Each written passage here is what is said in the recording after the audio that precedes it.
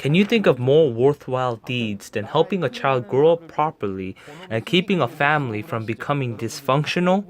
I consider them to be the genuine good deeds. Others may not appreciate what you are doing for the family.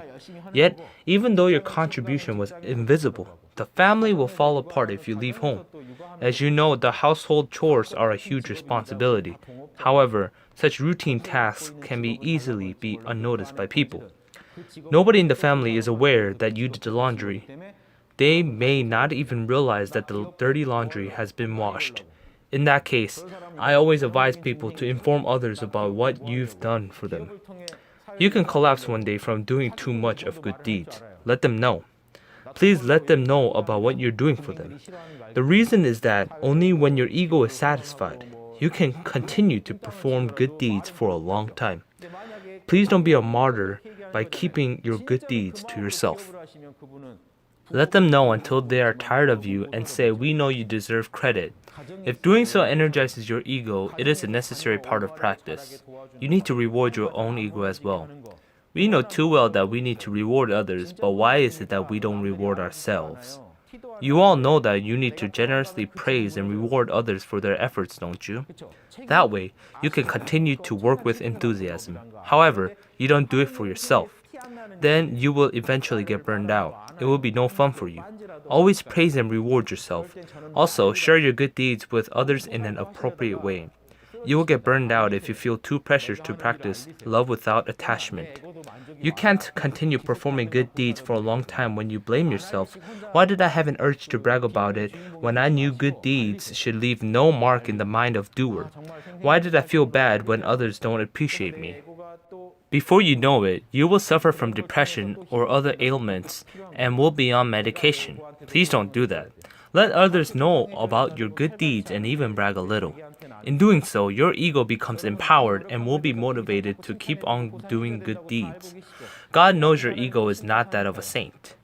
Even a saint must be pretty good at bragging. Jesus Christ called Peter and asked him, "Whom do I remind you of?" He knew Jesus is the Son of Man. What else could Peter say? He said, "You remind me of the Son of Man." In the Christian and Judaism traditions, the Son of Man is the judge of the universe. The Son of Man refers to a person who will join God in judging humanity in the future. The Son of Man means a saint with an ordinary person's appearance. What Peter said is a rather strong statement. Looking into Jesus' eyes, Peter could sense that he was serious when he asked, "Whom do I look like?" Peter answered, "You look like the Son of Man." Then Jesus cautioned him, "Never tell this to anyone anywhere."